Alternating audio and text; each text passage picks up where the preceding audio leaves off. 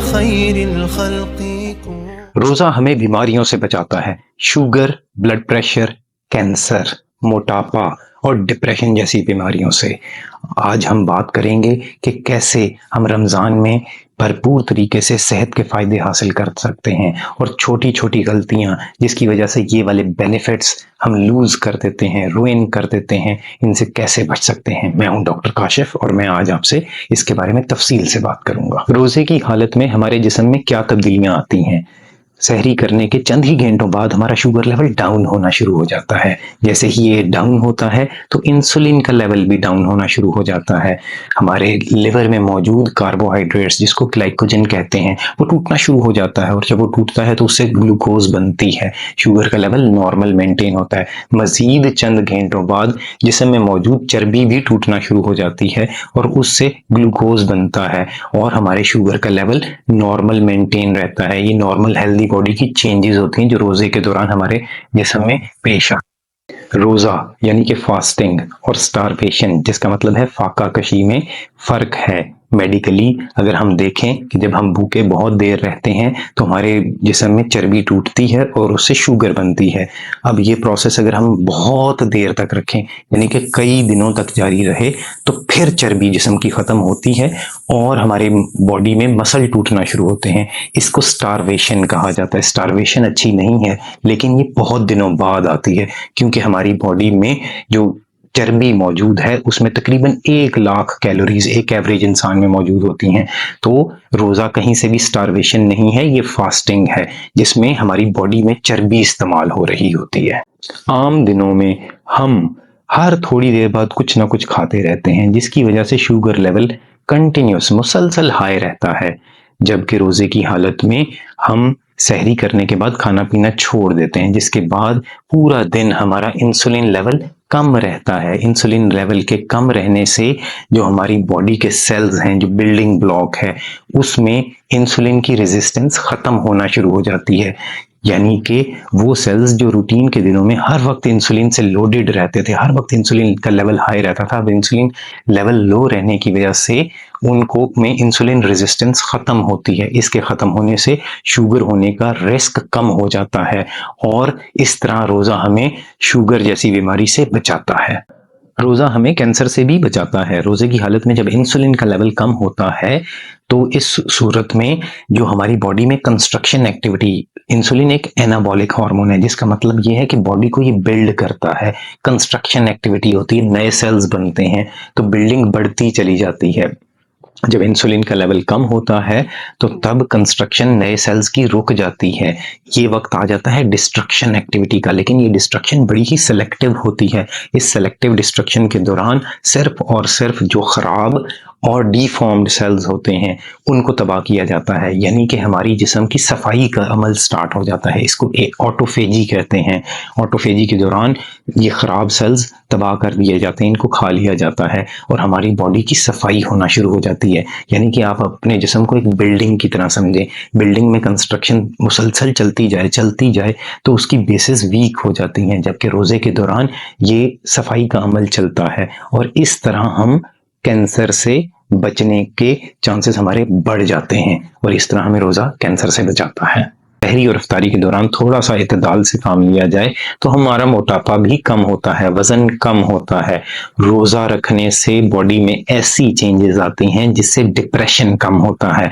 देखा गया है कि जब लोग खाना पीना कम करते हैं और बीच में लंबे गैप्स देते हैं तो इससे डिप्रेशन में कमी आती है और लोग लाइवली, फ्रेश और लाइट फील करते हैं, मूड में बेहतरी आती है। रोजे की हालत में जब इंसुलिन का लेवल कम होता है तो बॉडी में ग्रोथ हार्मोन का लेवल बढ़ जाता है। इसके साथ ही हमारा जिस्म जो है वो रेस्ट के फेज में चला जाता है। मेटाबॉलिक रेट यानी कि जिस स्पीड से सेल्स टर्नओवर और एक्टिविटीज चल रही होती हैं वो कम हो जाता है। जिस्म को रेस्ट मिलता है। बॉडी को रेस्ट मिलने की वजह से रिपेयर वर्क चलता है। इस सारी से जिस्म रिलैक्स करता है तो हमें इससे बहुत हेल्थ बेनिफिट्स होते हैं। इसके साथ साथ ही हमारे बॉडी में स्टेम सेल्स जो हैं वो ग्रो करते हैं। स्टेम सेल्स के ग्रो करने से हमारी इम्यूनिटी यानी कि कुव्वत मुदाफ़ियत, जरासीम से लड़ने की ताकत बढ़ती है, तो ओवरऑल हमारी सेहत बेहतर होती है। तो हम ये समझ सकते हैं कि एक तरीके से रोज़ा जो है वो स्टॉप गैप की तरह एक्ट करता है, यानी कि बॉडी को रेस्ट मिलता है। हमारी बॉडी इंसुलिन के स्ट्रेस में मुसलसल मजदूर काम किए जा रहा है, थकी जा रहा है, वो वाली सूरत हाल होती है। जबकि रोज़ा रेस्ट देता है, बॉडी फ्रेश होती है। तो हम इस नतीजे पे पहुंचते हैं कि रोज़ा रखने के बहुत सारे फायदे हैं, लेकिन इन तमाम फायदों को हम छोटी छोटी गलतियों से तबाह कर सकते हैं और बल्कि उल्टा नुकसान होना शुरू हो सकता है। तो सबसे पहले तो हमें समझना होगा फास्टिंग क्या है, वो मैंने आपको बता दिया। दूसरी चीज़ है फीस्टिंग। फीस्टिंग यानी कि दावत उड़ाना। तो फास्टिंग के बेनिफिट्स को आप ख़त्म कर सकते हैं या उल्टा कर सकते हैं फीस्टिंग से, दावत उड़ाने से। तो सहरी और अफ्तार के टाइम पे बड़ा केयरफुल होना है। सहरी के वक्त हमने high protein, high fibre, high potassium, जबकि लो सॉल्ट और लो शुगर डाइट लेनी है, जिसका मतलब ये हुआ कि हाई प्रोटीन में क्या चीज़ें आ जाएंगी, अंडा आ जाएगा, हल्के ऑयल में कम टेम्परेचर पे कबाब हम तैयार कर सकते हैं, ग्रिल्ड चिकन ले सकते हैं। हाई फाइबर डाइट में क्या आ सकता है, हाई फाइबर डाइट में ब्राउन राइस आ सकते हैं, होल व्हीट आटे की बनी हुई रोटी आ सकती है। इसके साथ हम हाई पोटेशियम में क्या आ सकता है, आपका हनी। इसके अलावा आपके फ्रूट्स एंड वेजिटेबल्स आते हैं, जैसे कि खजूर हो गई। खजूर is very high in potassium, और साथ साथ खजूर जो है उसका फ़ायदा ये है कि इस फाइबर में भी बहुत हाई है, तो इसलिए खजूर सहरी के टाइम पे ज़रूर इस्तेमाल करनी चाहिए। और जो हम फ्रूट चाट खाते हैं अफ्तार के टाइम पे भी अच्छी है, लेकिन सहरी के टाइम पे और भी अच्छी है, क्योंकि ये rich in water, rich in fibre और रिच इन पोटेशियम है। और उसके बाद ये खास ख्याल रखना है कि सहरी के टाइम पे अचार का इस्तेमाल ना करें। और इसके अलावा जिन भी चीज़ों में नमक ज़्यादा है, सालन, ज़्यादा नमक वाला सालन जो है वो इस्तेमाल ना करें, ये दिन भर आपको डिहाइड्रेटेड रखेगा। हाँ, इस वक्त मैं ये भी बताता चलूँ कि केला बहुत अच्छा है सहरी के टाइम पे खाने के लिए। इसके अलावा दही और लस्सी का भी आप इस्तेमाल कर सकते हैं। सहरी के वक्त कुछ लोग पराठा खाने के बड़े शौकीन हैं। पराठा खाया तो जा सकता है, इसमें कोई ऐसा मसला नहीं है, लेकिन ये याद रखना है कि अगर आप पराठा खाते हैं सहरी के वक्त तो फिर फौरन बाद सो नहीं जाना।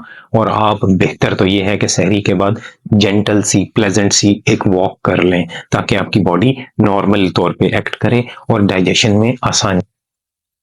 हमारी जो सबसे बुरी हैबिट है वो ये है कि हम इफ्तार में तली हुई चीज़ें, पकोड़े, समोसे, जलेबियाँ और ये सब कुछ खाते हैं, और खाने के बाद नमाज पढ़ी, नमाज पढ़ने के बाद थोड़ी देर आराम किया, चाय पी और फिर लेट खाना खाया। ये बुरी आदत है। आपने जैसे ही मगरिब की अजान होती है तो उसके बाद मेरे ख्याल से तो बेहतर ये है कि चंद खजूरें, फ्रूट चाट, नमाज पढ़ें और फौरन से खाना खाएं। खाना खाने के बाद मजीद कुछ नहीं खाना और सारी रात या लेट शाम तक कुछ ना कुछ खाते रहना, ये वाला अमल नहीं करना। इससे रोजे के बेनिफिट्स खत्म होते जाते। इन दी एंड मैं आपसे ये कहना चाहूँगा कि कमेंट सेक्शन में ज़रूर कमेंट कीजिएगा कि आपने इससे क्या सीखा, और ये भी बताइएगा कि आपकी क्या रूटीन है सहरी और इफ्तार के वक्त की, और कैसे आप रोज़ों को अपनी सेहत बेहतर करने के लिए इस्तेमाल कर रहे हैं।